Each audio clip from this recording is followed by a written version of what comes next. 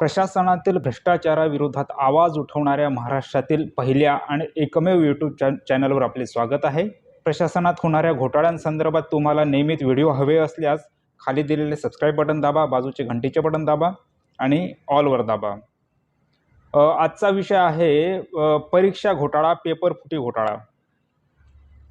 विविध स्पर्धा परीक्षांमध्ये पेपर फुटीच्या घटना दिवसेंदिवस वाढत आहेत आणि यामुळे जवळपास 1.5 कोटी स्पर्धा परीक्षांचा अभ्यास करणाऱ्या उमेदवारांचे भविष्य अंधारामध्ये आलेले आहे। वेगवेगळ्या कंपन्यांमार्फत परीक्षा घेतल्या जातात। TCS असेल, IBPS असेल, अजून बऱ्याच होत्या, त्या बॅन केल्या गेल्या कारण त्यांच्यामध्ये सुद्धा असाच घोटाळा उघडकीस आला होता। तर या सर्व आधीच्या कंपन्या बंद झाल्या आणि आता सरासरी TCS आणि IBPS या 2 कंपन्यांमार्फत परीक्षा घेतल्या जातात। पण त्या 2 कंपन्यांमध्येही परीक्षेचे घोटाळे होतात। रॉ मार्क्स जाहीर न करणं, या पेपर फुटीच्या घटनांमध्ये जे ते IBPS आणि TCS चे कर्मचारी असतात त्यांचेच नातेवाईक गुणवत्ता यादीमध्ये येत असतात। तलाठी घोटाळ्यामध्ये असे अनेक प्रकार आपल्याला उघडकीस आलेले दिसून येतात।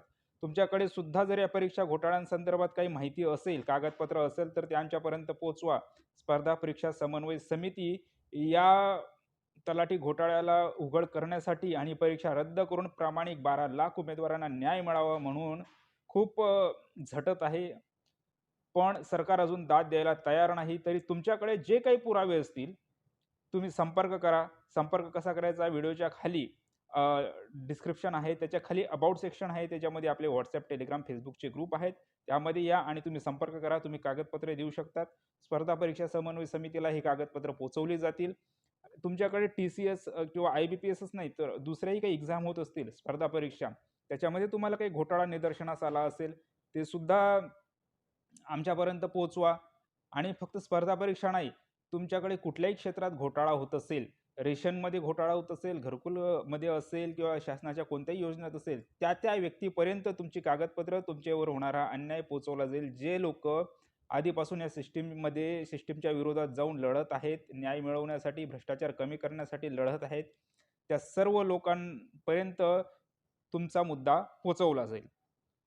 पूर्ण भारतामध्ये 10 कोटीपेक्षा जास्त लोक उमेदवार शिक्षण घेतल्यानंतर स्पर्धा परीक्षांचा अभ्यास करत असतात।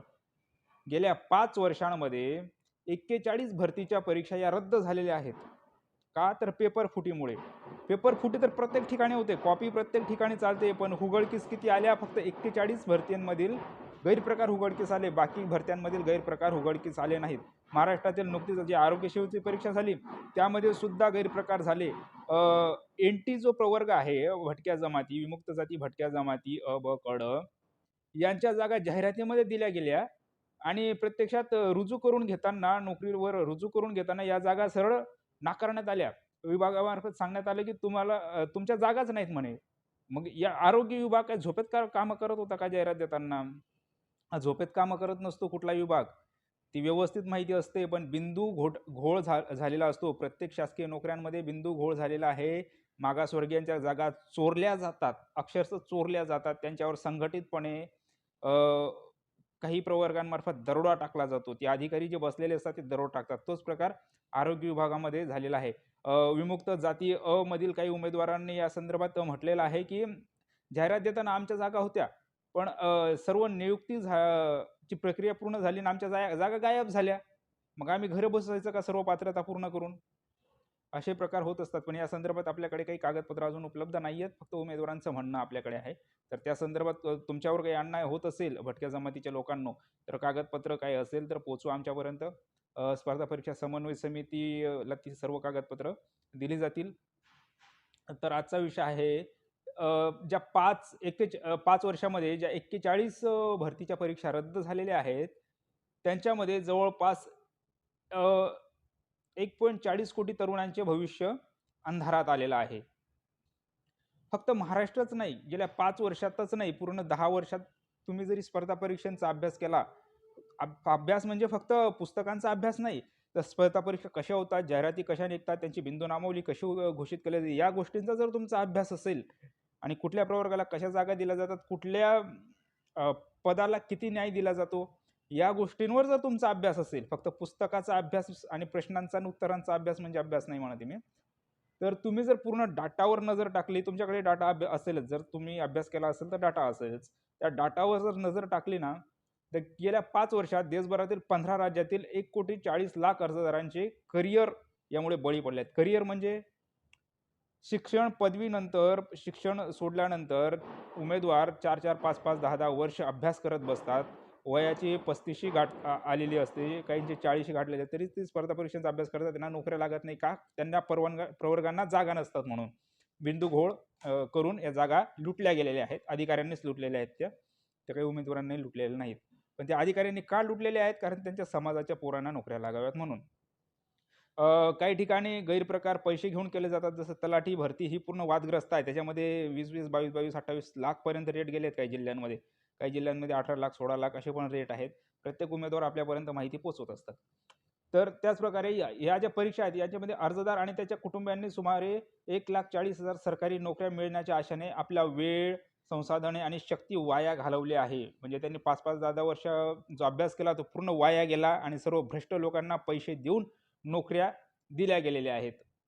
या उमेदवारांनी एवढी वर्ष आपल्या आयुष्याची वाया घालवली. त्यांनी खाजगी कंपन्यांमध्ये जर कुठं काही कामं केली असतील तर तेवढं त्यांना एक्सपिरियन्स मिळाला असता. त्या एक्सपिरियन्स लेटरच्या जोरावर त्यांना पुढे बढतीसुद्धा मिळाली असती. पण सरकारी नोकरीची आशा ठेवली, ही त्यांची चूक नाही. पण सरकारी सिस्टीममध्ये, सरकारी यंत्रणेमध्ये जो काही भ्रष्टाचार आहे आणि महाराष्ट्रात तिगाडी-बिगाडी सरकारने तलाठीमध्ये लक्ष कसं देत नाही आणि ती भरती पुढं रेटण्याचा कसा प्रयत्न करतंय ते आपण बघतोय. नाहीतर प्रामाणिक सरकार राहिलं असतं तर ही भरती प्रक्रियाच रद्द केली असते, तलाठीची, आरोग्य सेवकची ज्या काही आहेत. आणि पारदर्शकपणे TCS, IBPSला न देता या परीक्षा पद्धती MPSC मार्फत राबवल्या गेल्या असत्या. पण MPSC मार्फत असे घोटाळे सरासरी होत नाहीत. होत असतील तर आपल्याला माहीत नाही. पण TCS, IBPS मध्ये जसे घोटाळे होतात, तसे MPSC मार्फत एवढे घोटाळे होत नाहीत. पण सरकारकडे पारदर्शकपणाचा अभाव आहे कदाचित, असंच म्हणावं लागेल. म्हणून ही परीक्षा अद्यापही रद्द झालेली नाही. तर हा पूर्ण महाराष्ट्राचाच नाही, पूर्ण देशाचा विषय आहे. आपण महाराष्ट्रातील स्पर्धा परीक्षा नाही, तर कुठल्या राज्यामध्ये कसे पेपर रद्द झाले, किती पदं रिक्त होती आणि अर्जदार किती होती याची आपण माहिती आता बघूया. तर जम्मू काश्मीरमध्ये 3 पेपर रद्द झालेले आहेत. त्यामध्ये रिक्त पदं किती होती? 2330 आणि अर्जदार किती होते? 2,49,000. हरियाणामध्ये 2 पेपर रद्द झाले. रिक्त पदे होती 6,980 आणि अर्जदार होते 8,41,000. राजस्थानमध्ये 7 पेपर रद्द झाले. रिक्त पदं होती 40,590. अर्जदार होते 38,41,000. 38 लाख. गुजरातमध्ये 3 पेपर रद्द झाले. 5,260 उमेदवारांचं भविष्य टांगणीला लागलं आणि अर्जदार नाही, रिक्त पदं होती 5,260 आणि 16,41,000 उमेदवारांचं भविष्य टांगणीला लागलं गुजरातमध्ये. महाराष्ट्रामध्ये 2च पेपर रद्द झाले. घोटाळे सर्वच पेपरमध्ये, पण रद्द किती झाले? फक्त 2. आरोग्य विभाग असेल, तलाठी असेल, हे पुढे रेटून तो भ्रष्टाचारामध्ये भाजप बिगाडी तिगाडी सरकार या परीक्षा पुढे रेटून उमेदवारांना अन्याय करत आहे. रद्द झाले तर न्याय मिळणार आहे. आपण फक्त ही जी आकडेवारी बघतोय, फक्त रद्द झालेल्या पेपरची बघतोय. पण ज्या परीक्षा रद्द झाल्या नाहीत, पारदर्शकतापणाचा अभाव असल्यामुळे त्या सरकारमध्ये, जसे की महाराष्ट्रात हे तिगाडी सरकार बसलं, यांच्याकडे पारदर्शकतापणाचा अभाव आहे. ते तलाठी, आरोग्य सेवेच्या परीक्षा रद्द करत नाहीत आणि त्याच्यामुळे एवढ्या मोठ्या लोकांवर अन्याय होत आहे. त्यांच्या हे तर फक्त 1,40,00,000च सापडले पूर्ण राज्यामध्ये. पण एकट्या तलाठी भरतीमध्ये 12 लाख उमेदवार, त्यांच्यावर अन्याय झालेला आहे. फक्त 4,000 कॉपी बहाद्दरांना नोकऱ्या देण्यासाठी, तलाठी बनवण्यासाठी सरकार हे भरती प्रक्रिया रद्द करायला तयार नाही. आणि TCSला वाचवण्यासाठी. TCS कोणाची कंपनी आहे आणि सरकारमध्ये त्यांचा कोण माणूस आहे हे आता शोधावं लागेल. तुमच्याकडे माहिती असेल तर पोचवा. कारण तर महाराष्ट्रामध्ये 2 पेपर रद्द झालेले आहेत आतापर्यंत फक्त. रिक्त पदं होती 6,560 आणि अर्जदार होते 11,25,000. कर्नाटकमध्ये 2 पेपर रद्द झाले. 1,660 रिक्त पदं होती आणि अर्जदार होते 3,34,000. उत्तराखंडमध्ये 4 परीक्षा रद्द झाल्या. रिक्त पदं होती 1,800 अर्जदार होते 2,37,000. उत्तर प्रदेशमध्ये एक पेपर रद्द झाला, रिक्त पदं होती 3300 आणि अर्जदार होते 19 लाख. मध्य प्रदेशमध्ये 5 परीक्षा रद्द झाल्या, रिक्त पदं होती 3,690 आणि अर्जदार होते 1,64,000. तेलंगणात 5 परीक्षा रद्द झाल्या, रिक्त पदं होती 3,770 आणि अर्जदार होते 6,74,000. अरुणाचल प्रदेशमध्ये एक परीक्षा रद्द झाली फक्त. एकच परीक्षा रद्द झाली म्हणजे समजून घ्या बाकी परीक्षांनी महाराष्ट्रातील तलाठी भरतीसारख्या तसंच बोगसगिरीने रेटल्या असतील. तर अरुणाचल प्रदेशमध्ये तसंही छोटं राज्य आहे ते. रिक्त पदं 30 होती आणि अर्जदार 4,000 होते. आसामला एक परीक्षा रद्द झाली, 690 रिक्त पदं होती, 66,000 उमेदवारांनी अर्ज भरले होते. झारखंडमध्ये एक परीक्षा रद्द झाली, रिक्त पदं होती 2,010 आणि अर्जदार होते 6,6.5 लाख उमेदवारांनी अर्ज परीक्षेसाठी भरले होते. बिहारमध्ये 3 परीक्षा रद्द झाल्या, 24,380 रिक्त पदं होती आणि 22,87,000 उमेदवारांनी परीक्षेसाठी अर्ज भरलेले होते. म्हणजे किती पैसा सरकारच्या तिजोरीत गेलेला आहे. एकीकडे सरकार हजार रुपये परीक्षा फी घेतं, त्यामध्ये गैरप्रकार करतं, TCS IBPS सारख्या कंपन्यांना टेंडर देतं, त्याच्यात पण कॉपी करणारे जे असतील पैसे देणारे वशिलावाले त्यांना सरकारी नोकऱ्या देतं, त्यांच्यावर खर्च करतं आणि बेरोजगार ज्यांचा वशिला नाही, ज्यांच्याकडे पैसा नाही, ते बेरोजगार लोक लायब्ररीमध्ये अभ्यास करत बसतात. पुढचं राज्य बघूया. ओडिशामध्ये एक परीक्षा रद्द झाली, रिक्त पदं होती 1,000 आणि 5,000 उमेदवारांनी अर्ज भरला होता. आता या नेमका कोणत्या राज्यामध्ये कसे पेपर फुटले, तर सर्व राज्यांमध्ये पेपर फुटण्याच्या पद्धती अगदी वेगवेगळ्या आहेत. सर्व विभागांमध्ये जिल्ह्यानुसार ज्या परीक्षा होतात त्या परीक्षा केंद्रानुसार जर ऑफलाईन असेल तर त्याचे प्रकार तुम्हाला कॉपीचे माहितीच आहेत कसे प्रकारे होतात. पण ऑनलाईन कॉपीचा प्रकार होतो. जसं की कृषी विस्तार अधिकाऱ्याच्या जी परीक्षा झाली नांदेडमध्ये, आपण मागे व्हिडिओ पण तयार केलेला आहे. आपण सर्वच घोटाळ्यांवर व्हिडिओ तयार करत असतो. तुम्ही जर गेलेत ना आपल्या प्लेलिस्टमध्ये, तिथं आपले सर्व घोटाळ्यांनुसार तिथं भ्रष्टाचार, शिक्षक भरती यानुसार तुम्हाला व्हिडिओ मिळतील. ते व्हिडिओ तुम्ही बघा. कोणत्या विभागात कसे घोटाळे झालेले आहेत ते तुम्हाला बघायला मिळेल. आणि अशा वेळी तुम्हाला नियमित पाहिजे असेल तर सबस्क्राईब बटन आणि घंटीचे बटन दाबल्याशिवाय राहू नका, तरच तुम्हाला नोटिफिकेशन येत जाईल. नाहीतर ते व्हिडिओ तुमच्यापर्यंत पोहोचणार नाहीत वेळेवर. तर आसाममध्ये काय झालं, परीक्षा सुरू झाल्यानंतर काही मिनिटातच प्रश्नपत्रिका व्हॉट्सॲपवर व्हायरल झाली होती. राजस्थानमध्ये एका सरकारी कर्मचाऱ्याने सरकारी कार्यालयातून पेपरच चोरला होता. मध्य प्रदेशमध्ये आरोपीने मुंबईत परीक्षा आयोजित करणाऱ्या एका खासगी कंपनीचा सर्व्हर हॅक करण्यात यश मिळालं होतं. मुंबईत परीक्षा आयोजित कुठली करते? मुंबईत TCSचं एक आहे. हे एवढं मला माहिती आहे. TCSचं आहे अंधेरीच्या जवळ पवई भागात TCSचं केंद्र आहे. मग तीच होती का हे मला माहीत नाही. तर महाराष्ट्रातील एका विद्यार्थ्याने सोशल मीडियावर पेपर लीक झाल्याचा दावा करत पोलीस ठाण्यात तक्रार केलेली होती. मग पेपर आणि हे घोटाळे काय झाले की असे कॉपीचे प्रकार झालेच, पण विद्यार्थ्यांना अजूनपर्यंत परीक्षा शुल्क परत करण्यात आलेलं नाही. जवळपास 2-2, 3-3 वर्ष झाली या गोष्टीला. हजार रुपये भरले, परीक्षा शुल्क परत नाही, नोकऱ्या नाही, ते अजूनही अभ्यासच करतायत पोरं. म्हणून माझं वैयक्तिक मी सर्व उमेदवारांना आवाहन करतो की आधी घोटाळ्यांकडे लक्ष द्या. तुम्ही अभ्यास करणार पण तुम्हाला जागाच नाहीत, तुमच्या प्रवर्गाला जागा, विशेषतः भटक्या जमातीचे जर असाल, तुमच्या सर्व बिंदूच्या जागा चोरल्या गेलेल्या आहेत. काही प्रवर्गांना चोरून लुटून देण्यात आल्या आहेत, या अधिकाऱ्यांनी देऊन टाकलेल्या आहेत.